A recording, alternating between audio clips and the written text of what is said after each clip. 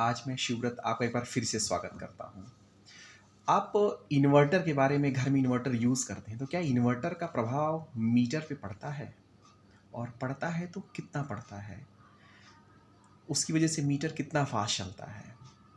एक बात ध्यान दीजिएगा, इन्वर्टर चूँकि अगर 24 घंटे जुड़ा रहता है, तो 24 घंटे जो है कुछ न कुछ तो पावर लेता रहता है, जो कि इंटरनल लॉस को मेंटेन करे। हालांकि चार्ज होने के बाद कम लेता है पावर, लेकिन चार्जिंग के समय ज़्यादा पावर लेता है। तो ध्यान दीजिएगा, आप जानते हैं कि हमेशा एक ऊर्जा ही दूसरी ऊर्जा में चेंज होती है। तो एनर्जी तो उसमें स्टोर होती है बैटरी में, तो एनर्जी तो बैटरी हमारी जो है इसी इसी मीटर से ही जाएगी, तो मीटर रिकॉर्ड करेगा। लेकिन बैटरी के लॉसेस होते हैं। कम से कम मान लीजिए कि हमारा 10 से 15% के आसपास, 10 नहीं सॉरी 5 से 7% का लॉस बैटरी के अंदर होता है।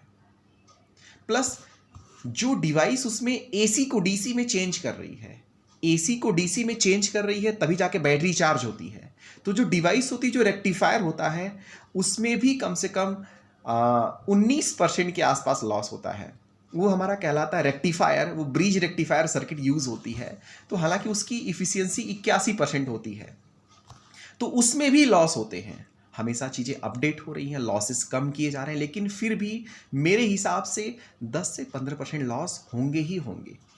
तो लॉस लगातार होते रहते हैं, तो हमारा भाई एनर्जी तो कंज्यूम होगी होगी, साथ साथ में बैटरी चार्ज होती है, फिर सप्लाई चली जाती है, तो वहीं पर एनर्जी देता है बैटरी। तो चार्जिंग डिस्चार्जिंग में एनर्जी लेगा, प्लस चार्ज होने के बाद इंटरनल जो हानियाँ होती, इंटरनल जो लॉसेस होते हैं, उसे मेंटेन करने के लिए जो है आपका कुछ न कुछ पावर खींचता रहता है। तो मीटर तो चलना ही चलना है। इसको चेक करना है तो आप सब कुछ बंद करके केवल इन्वर्टर ऑन रखे रहिए तो मालूम चल जाएगा।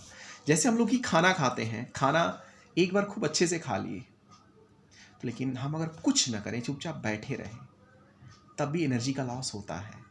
कुछ न कुछ सोचेंगे तभी मानसिक ऊर्जा लगेगी, मानसिक ऊर्जा लगेगी तब भी लॉस होगा।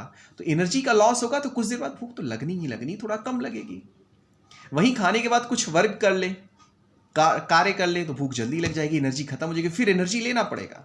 तो यही कॉन्सेप्ट होता है इन्वर्टर और बैटरी का। इन्वर्टर क्या करता है, एसी को डीसी में बदलता है, तो बैटरी चार्ज हो जाती है। जब बैटरी चार्ज होकर जब देने की बारी आती है, सप्लाई चली जाती है, तो वही इन्वर्टर में एक सर्किट और होता है, जो कि फिर डीसी सप्लाई को एसी में चेंज करता है।